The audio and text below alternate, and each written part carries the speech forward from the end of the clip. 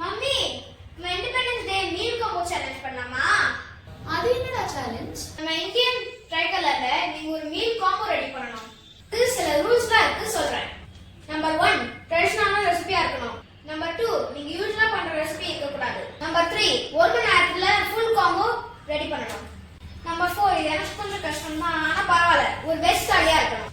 என்னடா இண்டிபெண்டன்ஸ் டேக்கு ஒரு இண்டிபெண்டன்ஸே இல்லாம சமைக்க சொல்ற? சேலஞ்ச்லாம் அப்படிதான். Your time starts now. என்னடா டைம்லாம் ஸ்டார்ட் பண்ற? ஹே गाइस, இந்த independence day meal combo challenge ரொம்ப சேலஞ்சிங்கா தான் இருக்க போகுதுன்னு நினைக்கிறேன். ஏன்னா சவுத் இந்தியன் ஸ்டைல்ல சமைக்கணுமா, யூசுவலா சமைச்சது சமைக்க கூடாதான். சரி, சவுத் இந்தியன் ஸ்டைல் தானே, வெரைட்டியா ட்ரை கலர்ல ரைஸ் செஞ்சிடலாம் அப்படின்னு பார்த்தா யூசுவலா செய்யற ரைஸ் எதுவும் செய்யக்கூடாது அப்படின்னு சொல்லியிருக்கான். யூசுவலா செய்யாம வேற என்ன வெரைட்டி ரைஸ் இருக்கு யோசிப்போம். கிரீன் கலர் வெரைட்டி ரைஸ்க்கு என்கிட்ட சூப்பரான ஒரு ரெசிபி ஐடியா இருக்கு. இது ஆல்ரெடி நான் ட்ரை பண்ணணும்னு வச்சிருந்த ரெசிபி தான். அது என்னன்னு பாத்தீங்கன்னா பெங்களூர் ஸ்பெஷல் சித்ரண்ணா அப்படிங்கிற ஒரு ரெசிபி. அது வந்து என்னன்னு பாத்தீங்கன்னா கோரியாண்டர் லீவ்ஸ், அதுக்கப்புறம் கோகோனட்டோட ஃபிளேவரோட ரொம்ப சூப்பரா இருக்கும். அதை தான் வந்து இன்னைக்கு நம்ம கிரீன் ரைஸ்க்கு ட்ரை பண்ண போறோம். இதுக்கு வந்து பாத்தீங்கன்னா ஃப்ரெஷ்ஷான கோரியாண்டர் லீவ்ஸ், கொஞ்சமா தேங்காய், 3 பச்சை மிளகாய், ஒரு 4-5 பல் பூண்டு நல்லா துருவி எடுத்துக்க போறோம். இந்த மாதிரி துருவிதான் இருக்கணும். இப்ப கடாயில கொஞ்சமா ஆயில் போட்டுட்டு கடுகு, சீரகம், உளுந்து, கருவேப்பிலை, அதுக்கப்புறம் பொடியா கட் பண்ண வெங்காயம் நல்லா கோல்டன் ப்ரௌன் ஆகிற வரையும் வதக்கிடலாம். வெங்காயம் கோல்டன் ப்ரௌன் ஆயிடுச்சு.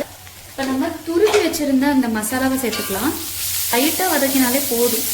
இப்போ இதில் தேவையான அளவு சால்ட் சேர்த்து கலந்துட்டு வடிச்ச சாதம் இதில் சேர்த்து நல்லா கலந்து விட்டுறணும். செம்ம வாசனையா இருக்குங்க. அவ்வளவுதான், சூப்பரான சித்ரண்ணா ரெடி. ஒயிட் கலருக்கு வந்து யூஸ்வலா செய்யற புலாவ், கோகோனட் ரைஸ் அதெல்லாம் செய்யக்கூடாது அப்படிங்கிறதுக்காக நான் உளுந்து சாதம் பிளான் பண்ணியிருக்கேன். இதுக்கு வந்து நான் 1/2 கப் உளுந்து எடுத்திருக்கேன். இதை ஒரு பேன்ல போட்டு நல்லா ஃப்ரை பண்ணிக்கலாம்.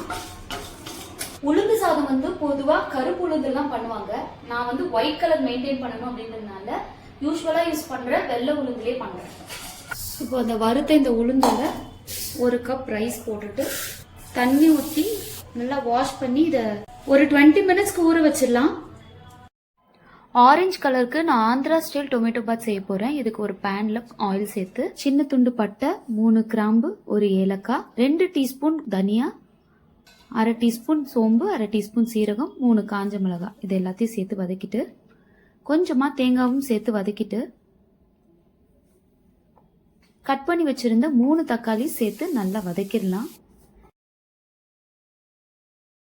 இதை ஆற வச்சு ஒரு மிக்சி ஜார்ல சேர்த்து நல்லா ஃபைன் பேஸ்டா அரைச்சு எடுத்துக்கலாம். இப்ப கடாயில 2 டேபிள் ஸ்பூன் ஆயில் சேர்த்து கொஞ்சமா கடுகு, கருவேப்பிலை, கட் பண்ண ஒரு வெங்காயம் சேர்த்து நல்லா வதக்கிடலாம். தேவையான அளவு உப்பு சேர்த்து வதக்கிடலாம்.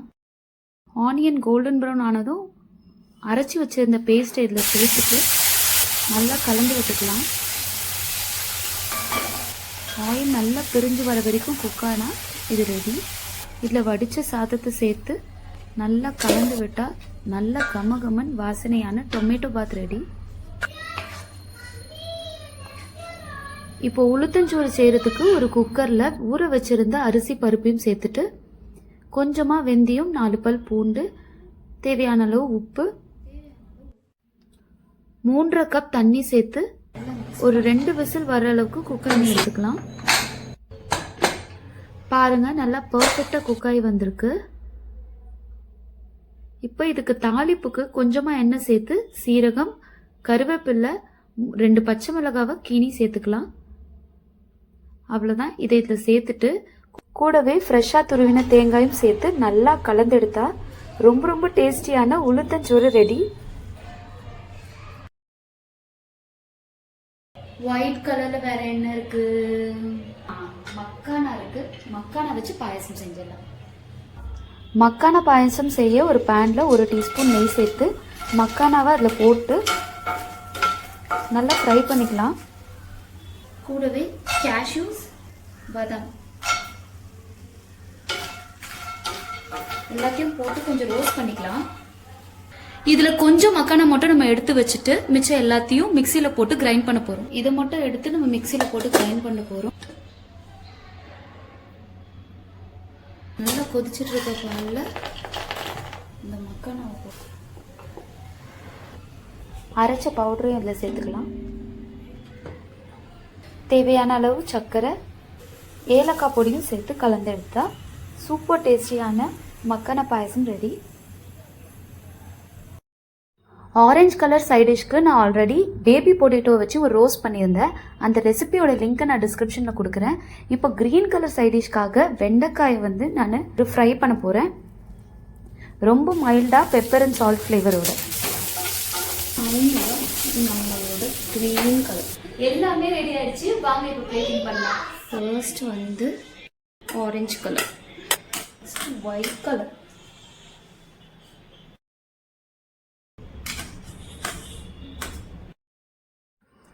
இப்போ வந்து க்ரீன் கலர்,